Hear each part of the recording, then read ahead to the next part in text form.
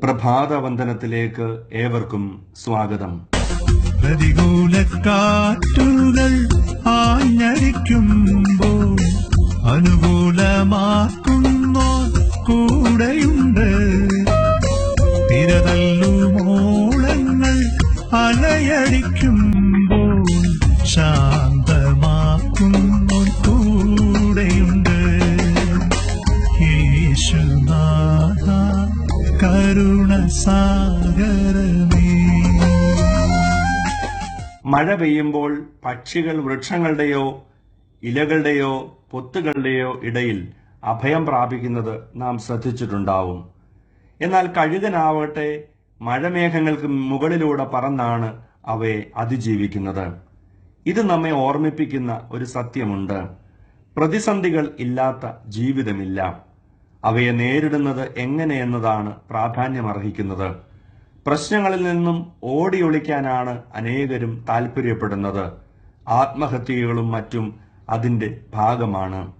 എന്നാൽ ഇവ പ്രശ്നങ്ങളെ ഇല്ലാതാക്കുന്നില്ല എന്ന് തിരിച്ചറിയാൻ നമുക്ക് കഴിയണം. അതുകൊണ്ട് ഒളിച്ചോട്ടമല്ല, പ്രതിസന്ധികളെ നേരിട്ട് അവയുടെ മേൽ വിജയം വരിക്കുകയാണ് കരണീയം. ഇത് താരതമ്യേന പ്രയാസമുള്ള കാര്യമാണ്. മഴമേഘങ്ങൾക്ക് മുകളിലൂടെ പറക്കുവാൻ മിക്ക പക്ഷികൾക്കും കഴിയാത്തതുപോലെ സ്വയം പ്രതിസന്ധികളെ നേരിടുവാൻ നാം പ്രാപ്തരല്ല. എന്നാൽ ഈ പക്ഷികൾക്ക് ഇല്ലാത്ത വലിയൊരു അനുഗ്രഹം ദൈവം തമ്പുരാൻ മനുഷ്യവർഗത്തിന് നൽകിയിട്ടുണ്ട്. ദൈവത്തിൽ പൂർണ്ണമായി ആശ്രയിക്കുമ്പോൾ മഴമേഘങ്ങൾക്കും ഉപരിയായി പറക്കുവാൻ ദൈവം നമ്മെ ശക്തീകരിക്കും. ഇവിടെ നമ്മുടെ ദൈവാശ്രയവും വിശ്വാസവും വളരെ പ്രാധാന്യമർഹിക്കുന്നു.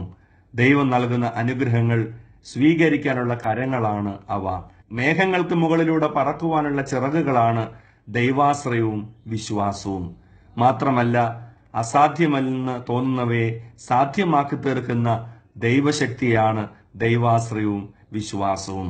തിരുവചനത്തിലൂടെ നാം ഇപ്രകാരം വായിക്കുന്നു: യഹോവയെ കാത്തിരിക്കുന്നവർ ശക്തിയെ പുതുക്കും. അവർ കഴുകന്മാരെ പോലെ ചിറകടിച്ച് കയറും. അവർ തളർന്നു പോകാതെ ഓടുകയും ക്ഷീണിച്ചു പോകാതെ നടക്കുകയും ചെയ്യും.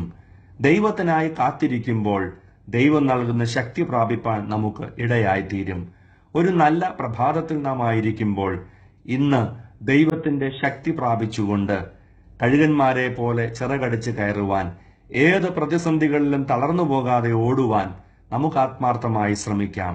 ദൈവം നമ്മോട് കൂടെയുണ്ട്. ദൈവത്തിൽ ആശ്രയിക്കുന്നവനെ ദൈവം ഒരു നാളും കൈവിടുകയില്ല.